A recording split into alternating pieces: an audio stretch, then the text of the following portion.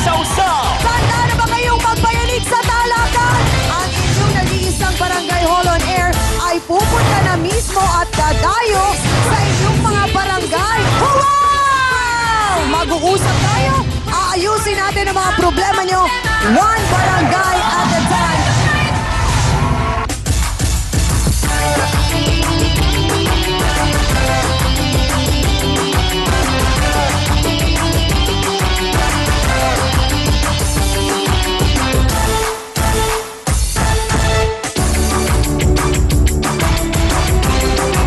Ngayong umaga, Mister na Pabling. Maliban sa girl lovers, may lover pang bading. Simula nung nagsama kami talagang papaero na siya. Maraming siguro, hindi ko kaya bilangin. Kasi mo, kumari ko, kinakalantari na rin po niya. Wala akong pakalo, kakabit lang ako ni Mon. Kasi mahal niya ako. Pambihira talaga tong si Kuya. Kumakaliwa na sa ibang babae, pati Becky di pinatawad. Hindi ko siya niligawan, hindi niya ako niligawan, pero parehas kami nagmamahalan. Darating siguro yung punto na yon, pagbababae niya, hindi ko na kayang murain pa. Hanggang kamatay, paglalaban ko siya. Hindi ako papayag na bitawan niya ako kasi alam ko mahal ko siya. Harapin natin at pag-usapan yan dito lang sa nag-iisang Barangay Hall on Air ng Bayan. Face to Face! San Andres, Malate, Manila! Let's get ready for Sausawan!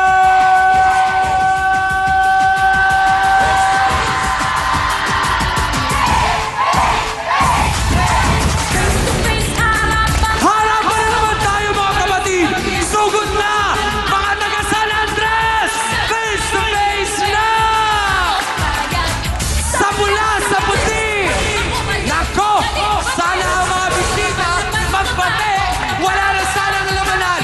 Usapang maayos na lamang! Samahan niyo kami! Come on! Naku sadyang makulay ang magparang buhay. Tayo magharapan ang ating pag-usapan. Amitan, awayan at magkaya. Gusto mo bang makisawsaw-taran ng kaibigan? Tawayan ay solusyon. Mga kababayan! Ano ang number one? Isip ako, sinong inipin? Face to face! Huwag mong talikuran! Harapin mo! Face to face! Hey! At ngayon, heto na ang First Lady ng nag-iisang Barangay Hall on Air, ang pambansang kapitana, Chang Ami Perez! Hello mga Sausawero at Sausawera! Good morning! Isang ginang ang nanggagalaiti dahil daw ang kinakasama niya kahit madalas niyang mahuli, wala pa rin naman daw tigil sa pambababae. Ang tanong, sa babae nga lang ba nahuhumaling ang kanyang darling? Oh no, Hans! May naamoy ba kung naamoy mo? Naku, Chang, medyo kinabahan ako dyan. Mukhang may babakyuhin sa mga talak ngayong umagang ito. Hindi ba mga kasawsawan? Kaya naman, B1 at B2, be alerto, you two! At para bigyan ng makabuluhan at mas maipanunawa sa ating mga bisita ang mga bagay-bagay, makakasama pa rin natin, syempre pa, Attorney John Philip Reyes, Dr. Camille Garcia, Father Sonny Merida. Sila po ang pinakamamahal nating trio tagapayo. Kaya naman, San Andres, Manila at buong Pilipinas, ano pang inaantay nyo? Let's make it a come on! Face to face na!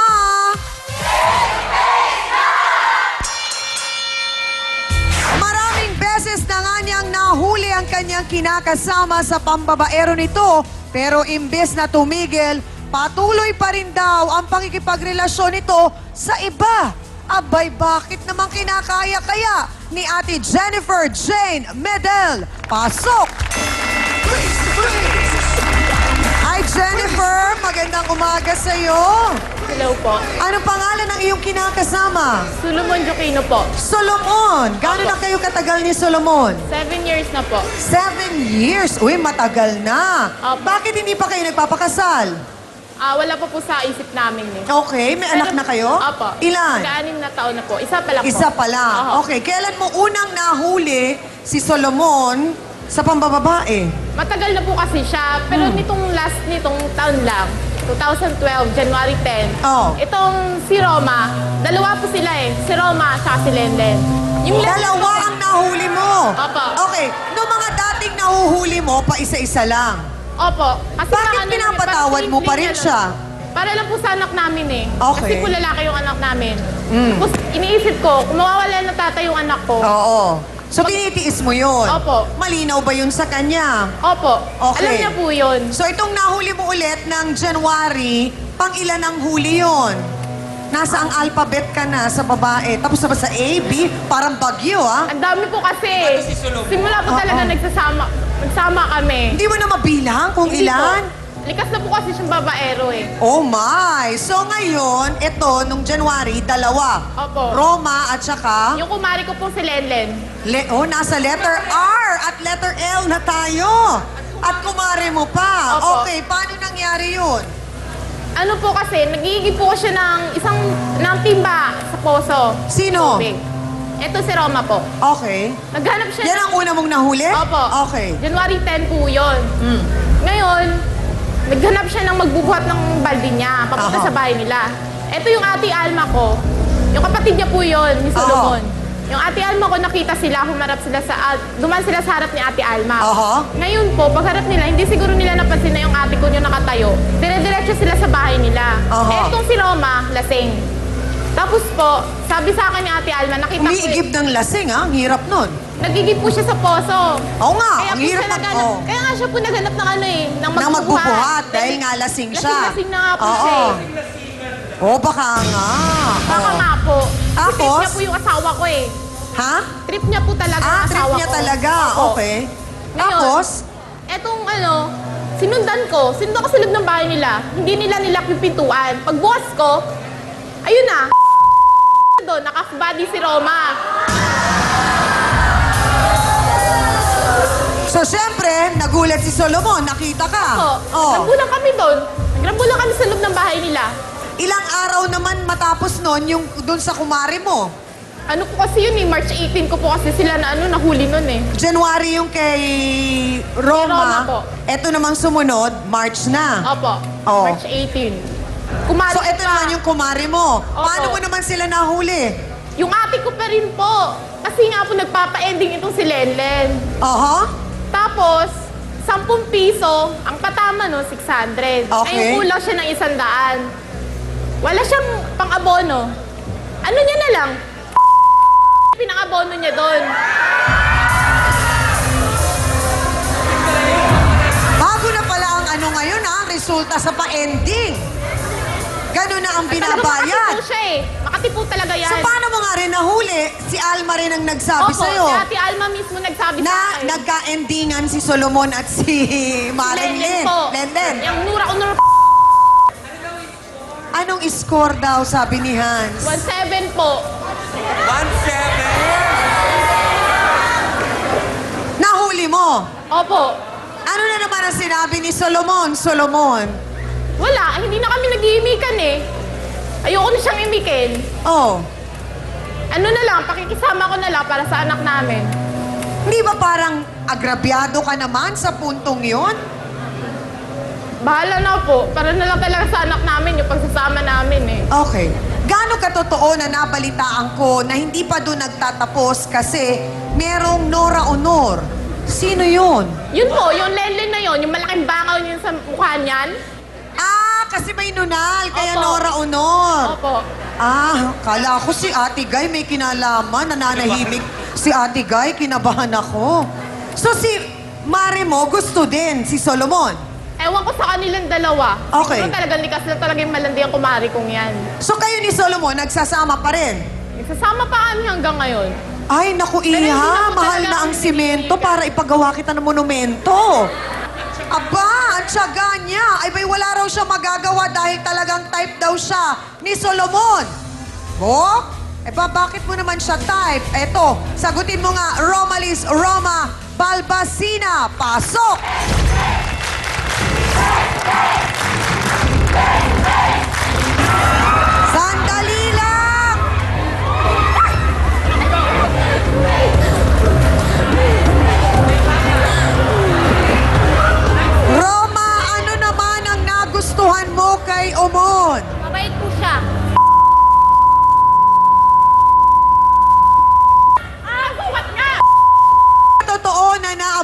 kayo ni Jennifer doon sa loob ng bahay at kasama mo si Solomon?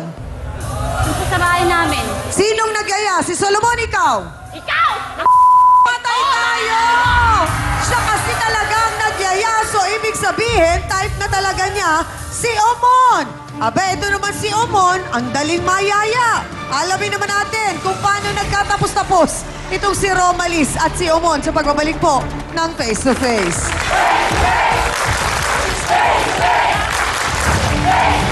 So, bakit ikaw yung kailangang magpakita ng motibo? Nainitan din po ako nung gabi na yun. Nainitan ka? Bakit hindi ka nagbukas sa electric fan? Wala pong nangyari, half body lang po, hanggang pababa. Ay, love body yun! Omon, Tama pa rin yun. sabi ko nga parang picture lang. Kayo naman direct meron palang half body ngayon. Hindi ba 1 by 1 ang nangyari? Hindi po. Hindi rin 2 by 2. Hindi rin po. Half body. Half body lang po. Taas, baba. Face dito sa TV5.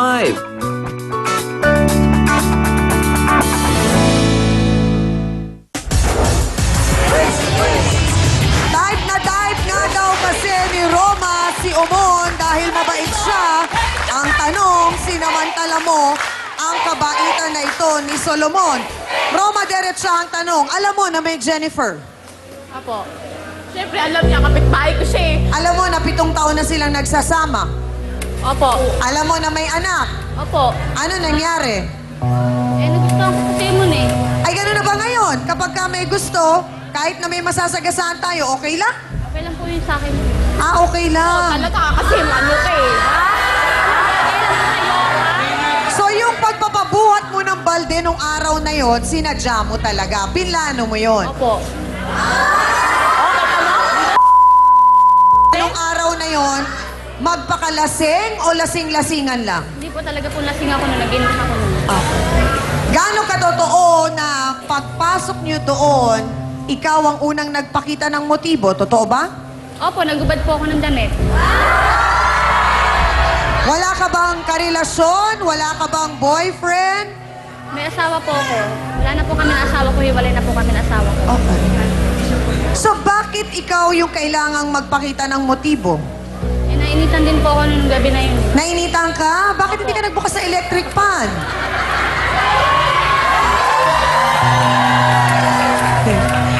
O, di kaya ibinuhos mo yung balde ng tubig sa katawan mo nang nalamigan ka. Hindi, mas gusto kasi mo na lang yung anuhin ko. Ang tanong, Roma, electric fan ba si Oman?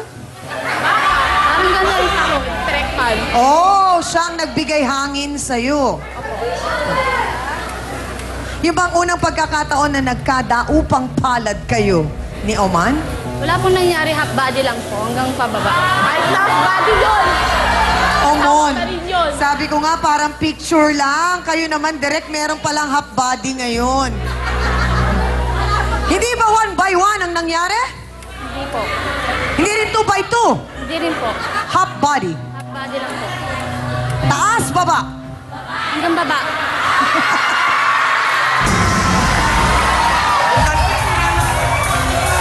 Iba't iba ang reaksyon ng mga kababaihan dito, Doktora. Paano nga ba kasi, Doktora, kung parang ang dating ay paulit-ulit na itong si Solomon, hindi na siya natututo by Gary V, sabi nga nila, paano ba malalaman ni Solomon na this time, seryoso na talaga si Jennifer doon sa kanyang sama ng loob at galit sa mga ginagawa niya?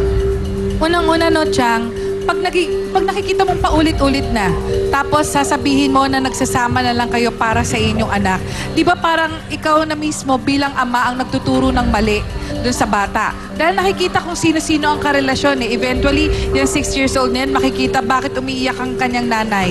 Yun ang palagi itatanong eh. Hindi mo naman pa pwede sabihin na, anak, kaya ako umiiyak kasi yung tatay mo may iba. Siguro mas maigi, buksan mong maigi ang mata bilang isang babae, mas magagaling pa ang mga babae para dumiskarte pagdating dyan. Ito naman pong kay Roma na parang alam natin, moderno na ang panahon ngayon. Minsan nga, babae na ang nanliligaw. Pero iba nga nagsasabi, parang pagkaganon ang babae, hindi siniseryoso ng lalaki. Tama ba ako? Kasi mahina din ang loob ng lalaki pag babae na uuna. Ayan. Paano nga naman daw kapag ka ang lalaki, ang babae ganyan, ang siyang nagpapakita ng motibo? Oh, Okay. Depende kasi yan kung ang sasabihin natin na kahit ang babae ang nangunguna, ang nagsiseduce, nasa lalaki talaga yan. Una-una, pag ikaw ay mabuting ama at mabuting asawa, may commitment ka, hindi mo gagawin yan kahit maghubad pa ng 10 babae dyan sa harapan mo. ayun. Ako nakinig mabuti. Doktora, si B1 at si B2, sa mga sinabi mong yun. Ako mga kasawsawan, eto na. Narinig natin na ang panig ng babaeng nagmamahal naman ng todo-todo at isang babaeng medyo naiinitan. Ano ba ang boto ninyo? Mga kasawsawan, karamihan sa inyo mga babae. Aba, ngayon parehong babae nagtutunggali na kanino ang inyong simpatsya. Doon nga ba sa nagmamahal at meron ng isang anak na pinapalaki? O doon sa naiinitan? Kaya, alam nyo na, parang planong magpalamig. Boto hands, go!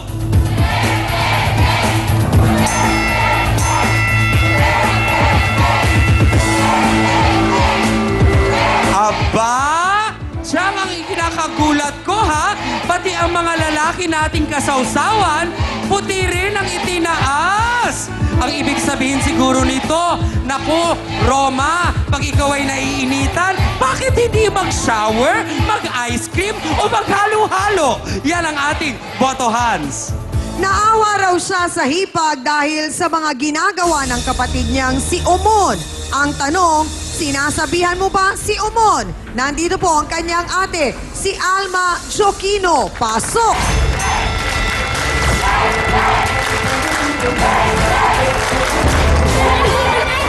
Sandali lang! Sandali! Bitawan mo, ate!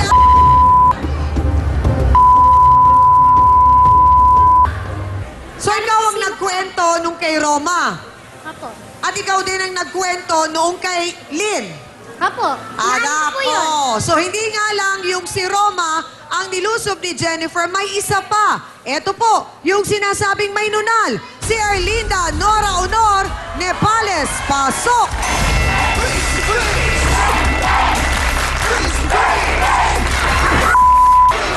Sandali lang! Sandali lang!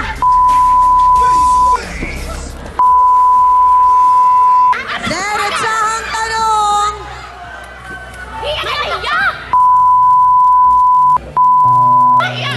Diretsahang tanong yun ni Jennifer.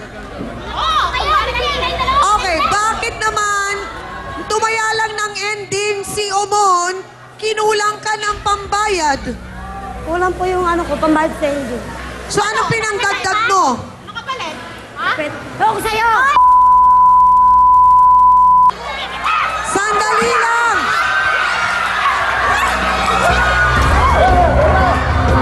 Ano nga ba meron ang Omon na yun at nagkakagulo mga kababaihan na ito? Naku, kikilalanin natin si Omon the Lover Boy sa pagbabalik po ng pamilya at ng buong bansa ang Face to Face. Action worker lang yun! Yung may bibigay sa'yo yun! Alam mo ba? Alam mo! Asawa ko! Tanging dito lang talaga sa palabas na ito, makikita mo ang mga iskabetse pa ang matatapang. Facebook sausawa na mga kapatid. Ann Basnillo. To the management of TV5 and the host and staff of Face to Face, congratulations! Napakalaking tulong ito sa mga may bahay at sa lahat ng mga taong may dinadalang pighati. This show is a big help. Marami tayong natututunang leksyon sa buhay na maaring maging daan sa isang matiwasay na pagsasama ng isang pamilya. Bagong talikuran, harapin mo, face to face. Don't go away, magbabalik ang Face to Face dito sa TV5. Now back to Face to Face dito sa TV5.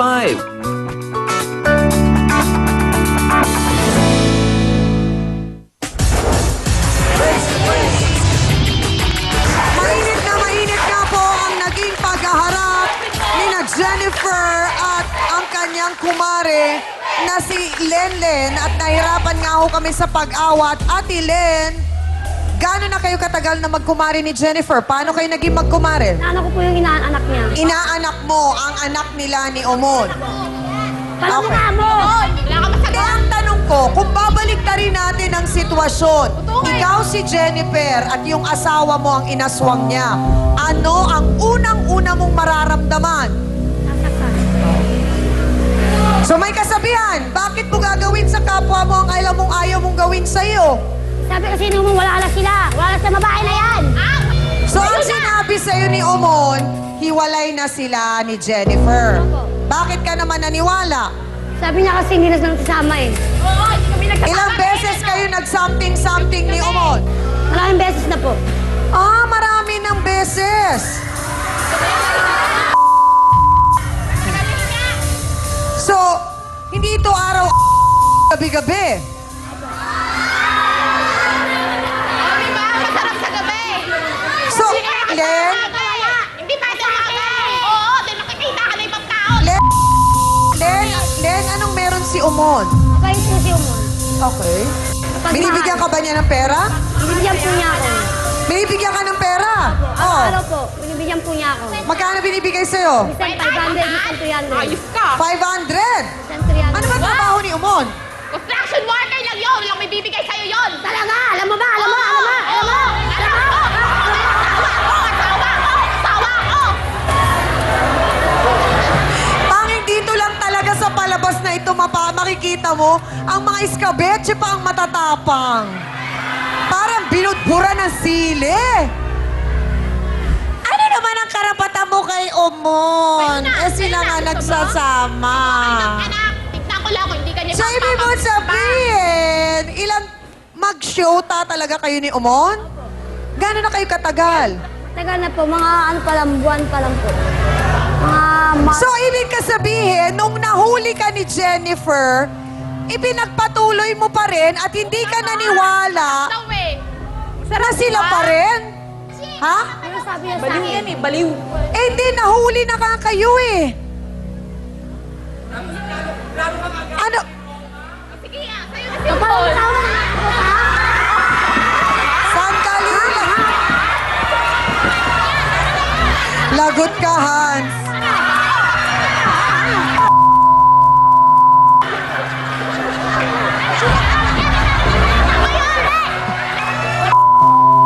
Wala, happy kayo, di ba? Ano? Ikaw may sala. Ikaw ang nagsabi. Hindi ka, para ka, Magkatabi pa kayo. Dalang pa kami Kasi, Ano ngayon? Kapalampaano mo. hindi, pero Len, alam mo bang naging sila din? Hindi ko po alam. O yun. Wala po akong alam. Oh no! Kayo na si Umon! Ang tanong, Len, mahal mo ba talaga si Oman o pera lang ni Oman?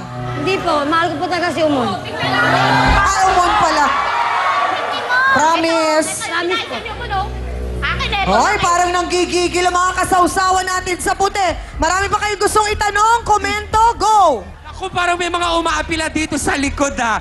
Ano ba ang gusto ninyong sabihin dyan? Ikaw! O sige. Ay, Chango, kung may kanunal si Ate Gay dyan, Judy Ann. Oh! Hoy, excuse me, based on my experiences, yung ganyang mga kabit, kahit na di kasal, dapat huwag kayong mangagaw. Masakit rin yan, syempre. Oh, kahit na hindi kagandahan yung mga asawa dyan, yung mga lalaki, huwag kayong mangangabit. Kapal! Kaya nga dapat, lalaki, isa lang. Kahit na hindi kami kagandahan, huwag kayong maghahanap ng iba. Isa lang. Ay, may isa na lang akong tanong. Show mo ba to? Yes! Ang galing ni ate. Salamat ha. Naku, attorney, eto ngayon ang gustong malaman ng ating mga kasawsawan. Sa 7 taon ng pagsasama na ito ni Jennifer at ni Omon, hindi man sila po kasal, para po bang hindi ba ang lumalabas dito panloloko na at pang-aabuso dahil paulit-ulit na po itong ginagawa ni Solomon.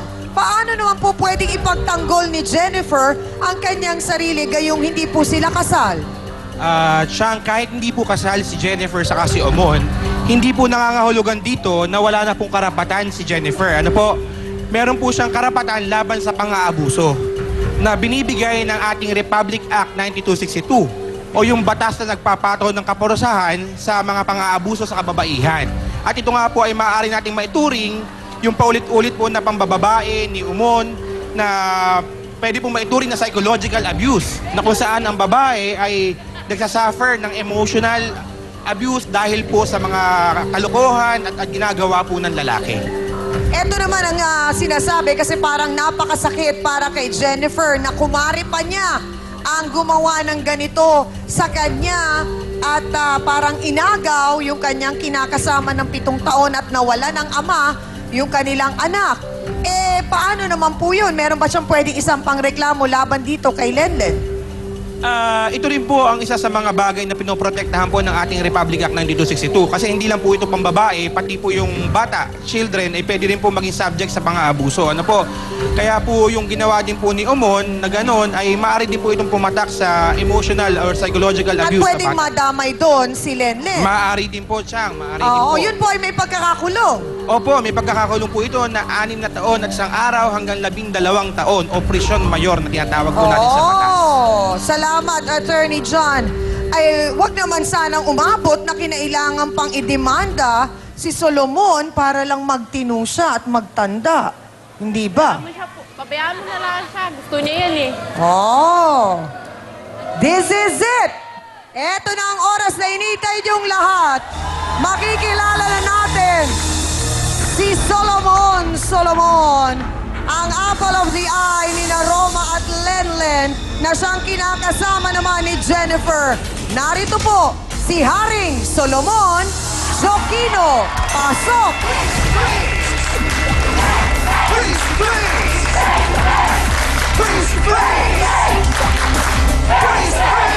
Kuya Omon! Totoo bang niyaya ka ni Roma? Opo, Nagkaroon ng something pero half body lang? body lang po talaga.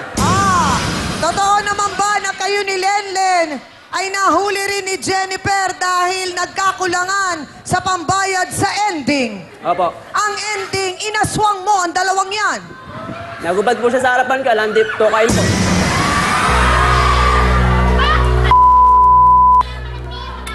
Ano nga naman daw ang gagawin ni Kuya Solomon kung may naghubad na sa harap niya?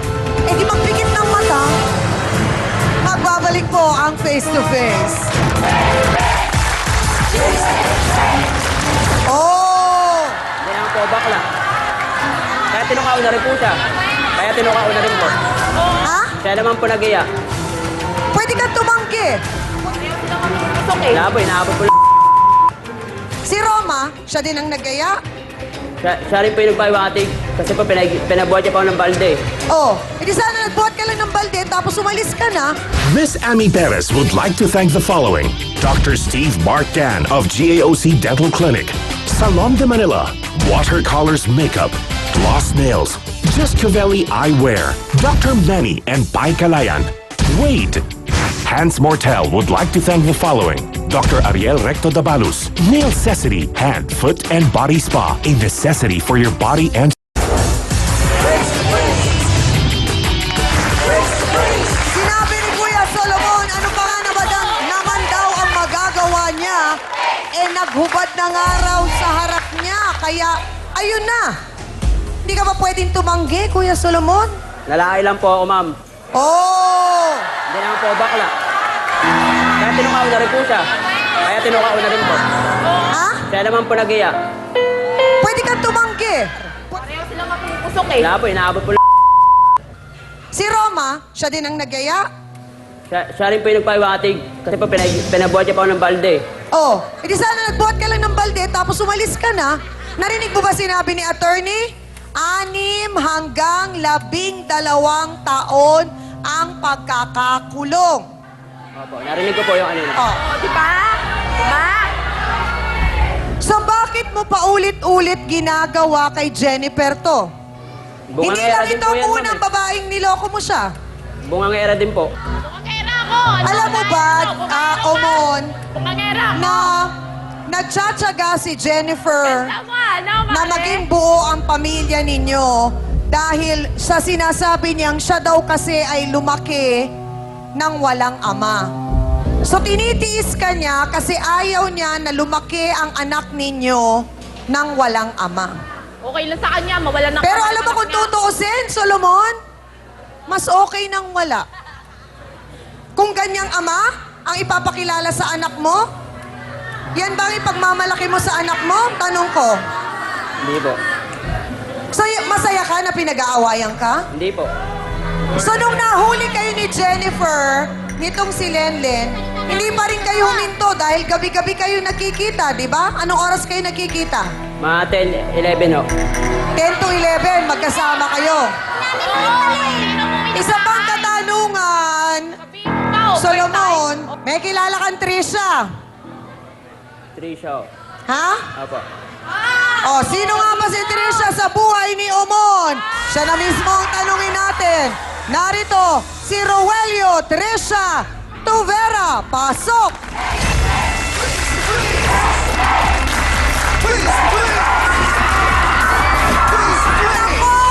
Naku, makipigilan!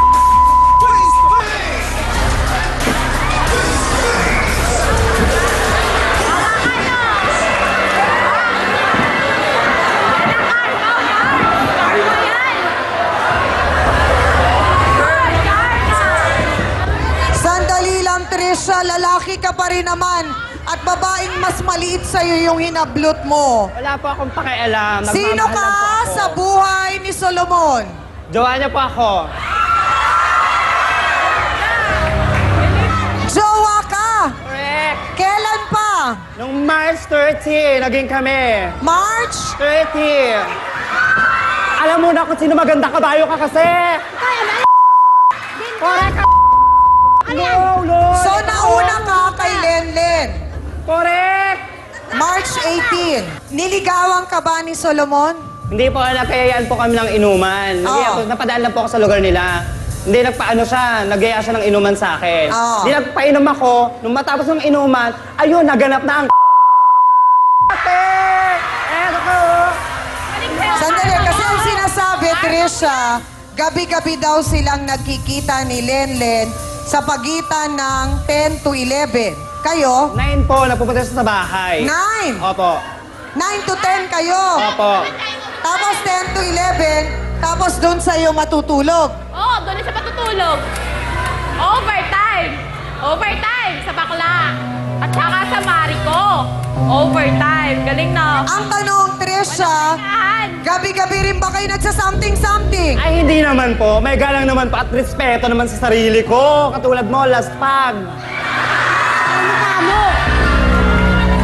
Hindi, kasi ang kinakatakot ko dito, actually ang kinakabahan ako para kay Haring Solomon. May lakas ka pa ba? Meron po. Meron pa. Trisha, diretsa ang tanong, nagbibigay ka ba ng pera kay Solomon? Opo. Magkano? 300 to 200 po. A day? A night? Hindi naman po. Every week? Opo. Pag pumupunta siya, nangangailangan siya, yun lang po ako nagbibigay sa kanya. At ang perang binibigay mo naman, Trisha, ang siyang binibigay mo, Solomon, kay Lenlen. Trisha! Ano? Karma nyo kayo dalawa? Karma nyo yan. Isip ng malalim ngayon ay nang dahil lang sa sinasabi mong mo at pangangailangan mo, ito ang resulta ng ginagawa mo. Solomon, ang gusto kong malaman, matapos mong nakitang nagkakagulo ang lahat ng babaeng ito para sa'yo, hindi mo ba naisip na napakalaking gulo itong pinasok mo? Sinong pipiliin mo sa apat? Asawa ko po. Sino? Asawa ko. Paano kung hindi na ikaw ang piliin niya? Wala na po ang magagawa ron kung ayaw pindisyon. Mukhang kailangan ng matinding paliwanagan ang ating mga bisita ngayon at tanging trio tagapayo lang ang makakagawa nun. Hangad nga po namin, sana kahit paano maayos po ang gusot na ito.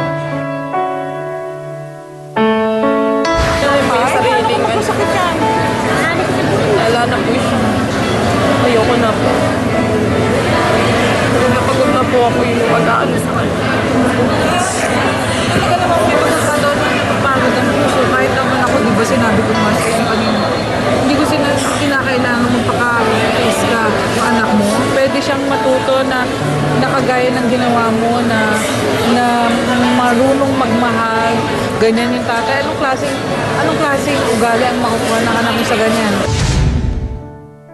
Kamusta po, Attorney John, ang naging counseling natin sa ating mga bisita ngayong umagang ito po? Chang, although ayon po kay Jennifer ay hindi mahihirapan po siya magpatawad, pero pinaliwanag po natin kay Umon ang mga nagawa niyang pagkakamali. Ano po, sabi ko nga po sa kanya, ang isa pong babae, kinakasama mo man yan, asawa mo, or kaibigan mo yan, ay may karapatan po yan ayon sa ating batas na hindi po dapat saktan, abusuhin, pahirapan. Ano po, kaya nga po nagkaroon po tayo ng batas, yung Republic Act 9262 na nagpapataw ng kaparusahan sa mga lalaki ng mga abuso sa mga babae. Ano po, sabi po naman ni Omon, hihingi raw po siya ng patawad kay Jennifer.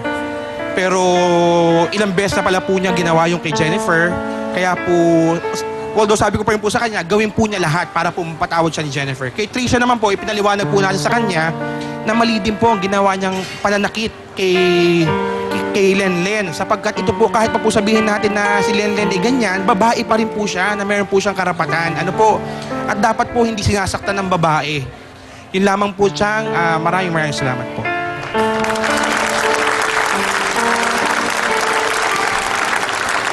Sa mga pangyayaring ito, siguro si Jennifer ay napagod na ang kanyang puso. Dahil, alam nyo, itong pangyayaring to, hindi po ito yung sabihin yung 3 beses lang na nangyari. May higit pa ho sa 10 na nangyari ito sa buhay ni Jennifer, pero palaging iniisip niya ang kanyang anak. Sabi ko, Jennifer, hindi mo kailangan ikaw ang mag-explain at magpapaliwanag sa iyong anak na kung bakit ganyan ang tatay niya, dahil kasi palagi daw ang kanyang kinatatakot siyang na hindi niya kayang sabihin sa kanyang anak na asan ang tatay mo, bakit wala yung tatay ko. Unang-una, marami kang kakampi.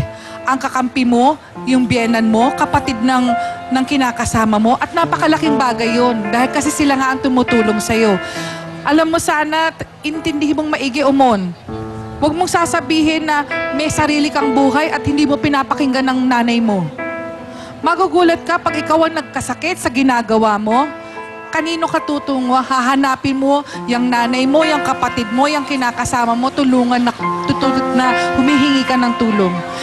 Pag-isipan mo maigi yung ginagawa mo, pag na-realize mo na lahat yung ginagawa mo mali, siguro dun mo makikita na dapat ayusin mo na ang buhay mo. Gaya rin ng gagawin mo, Lenlen, Trisha, Romalis, ayusin yung mga buhay nyo para maging mabuting tao kayo. Isang salita at kataga ang lumabas kanina sa mga bibig pong mga babae nito at po ni Teresa. Ano po ang salitang ito? Ang gusto. Sabi ni Roma na tinukso niya itong si Umon dahil gusto niya. Sabi naman ito ni Lenlen, nangyari ito dahil gusto niya. At ganoon din, itong si Teresa, nagkaroon sila ng relasyon dahil mapagmahal daw itong si Solomon. So napapasok pa rin yung sinasabi nating gusto. At ito naman si Jennifer, pinababayaan niya at pinayagan niya makabalik o doon pa rin sa kanya si Solomon dahil gusto niyang manatili doon si Solomon dahil sa kanyang anak. Nais ko lang iparating sa inyo, nakakaiba po may diferensya po at may pagkakaiba ng gusto at karapat-dapat. What you want and what do you deserve. Yan po ang dapat nating bigyan ng halaga. Dahil gusto niyo itong lalaking ito, pero tanungin niyo ang sarili niyo, karapat-dapat ba siya sa inyo? Diba? Ganon din. Ganon din sa'yo, Jennifer. Gusto mo siyang manatili sa'yo, pero karapat-dapat pa ba siya sa iyong pagmamahal dahil naging traidor, naging taksil siya? Mag-isip-isip ka. So, dapat ay magkaroon ng solusyon, magkaroon ng katuparan po ang ating mga hangarin, hindi lamang kung ano ang gusto natin, kung ano ang karapat-dapat mangyari sa buhay natin sa tulong ng Diyos. Salamat po. Thank you very much sa ating trio tagapayo. Alam mo, Solomon, marahil nangyari ito na nagkaharap-harap kayo ngayon, nagkita-kita kayo, nagkaalaman na, dahil merong kailangan kang matutunan. Di ba minsan sinasabi natin, nakikita natin ang kahalagahan ng isang tao kapag wala na siya. Mukhang sa counseling pa lang, sinabi na ni Jennifer na ang desisyon niya ay huwag na munang makipagbalikan sa'yo. Tama ba ako, Jennifer? Opo. Bakit? Kasi po, pag nakipagbalikan po pa rin ako sa kanya, ganun lang din po yung mangyayari. Maglulukuhan na lang po kami. Ayoko na po talaga. Lalayo na lang po kami ng anak namin.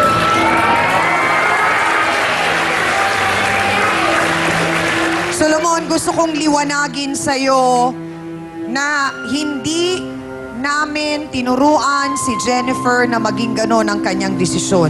Yun ay lumabas at naging resulta base sa mga ano? Base sa ano, Solomon? Sa mga nagawa pong mali. Base sa mga nagawa mo. Kasi napag-alaman namin during counseling, hindi lang pala si Trisha, hindi lang si Lenlen, hindi lang si Roma. Mahigit 15 ng babae ang pinatulan mo. So, hanggat hindi mo to natututunan na makinig sa kapatid mo, sa mga magulang mo, tama ang sinabi ni Doktora Solomon. Baka pag dumating ang araw na magkaproblema ka at magkasakit ka, sino ang tutulong sa'yo? Asawa ko po. Ayaw na nga niya sa'yo eh. Ayaw na nga muna niyang makipagbalikan. Alma, anong mensahe mo sa iyong kapatid na si Solomon? Bahala na po sa buhay niya kung anong gawin niya. Sa ako, pagod na rin ako ng pang-aaral sa kanya. Tapos na rin. Ayoko na rin po. Tama na po yun. Yun lang po. Pero kayo naman, patuloy niyong tutulungan si Jennifer at yung pamangkin mo. Opo, para po sa anak lang po niya. Yun lang po. Salamat kung ganun. Maswerte ka, Solomon, at mabait ang ate mo at ang mga magulang mo. So paano na ngayon, Solomon? Magtatrabaho na lang muna po na maayos. At tutuparin ko rin po na magbabago po para sa kanya po, para sa anak po namin. So Jennifer, gagawin daw lahat ni Solomon. Magbabago siya. Handa ka bang antayin yun? Ayoko na po. Ayoko na po talaga. So paano, Solomon, hindi man namin nagawang magkabalikan kayo ni Jennifer, pero kailangan mo kasing trabahuhin talaga yon. Yon ay wala na sa amin. Ikaw na ang gagawa nun. Wala pong gagawa doon. So paano si Trisha? Iiwasan lang din po sila. Si Lenlen? Gano'n na rin po, iiwasan lang din po ako. Si Roma? Iiwasan na po ako sa kanila. Iwasan mo na lang din. Tingin ko ang agimat mo, yung patilya mo eh. Bawasan mo kaya. At ang anak ninyo ay lalaki, hindi ba? Kung di ako nagkakamali. So, Solomon, medyo, ano yun ha? Malaking responsibilidad yun. Hindi yung pagiging babaero ang dapat ituro natin sa ating anak. So, sana nakita mo yung kahalagahan na yun. At sana kahit paano, nakatulong kami sa inyo na maliwanagan kayo at medyo mag-iba pa ang kwento ng bawat buhay ng isa sa inyo. So Jennifer, hangad pa rin namin na dumating ang isang araw ay mapatawad mo si Solomon. Kung hindi man kayo magkabalikan, ay maging magkaibigan kasi meron kayong nagkokonekta sa inyo eh. At yun ay ang anak ninyo. So kung kaya nyo maging mabuting magkaibigan, kailangan nyong gawin yon para sa bata. Salamat sa pagtitiwalang binigay nyo sa amin dito sa Face to Face. Amina na po tayo mga kapatid, anong napaka-importanting aral na naman ang ating natutunan sa isyong ito. Ang pagpapatawad po ay isang bagay na hindi biro-biro lang. Ito po ay isang bagay na napakahirap ibigay, lalo na kung ang nagkasala sa iyo ay ang pinili mong mahalin ng habang buhay. Pero dahil nga sa mahal natin sila, patuloy ang pagbibigay natin ng tawad at kung minsan nga, ito ay nauubos na dahil ang kasalanan ay paulit-ulit lang din.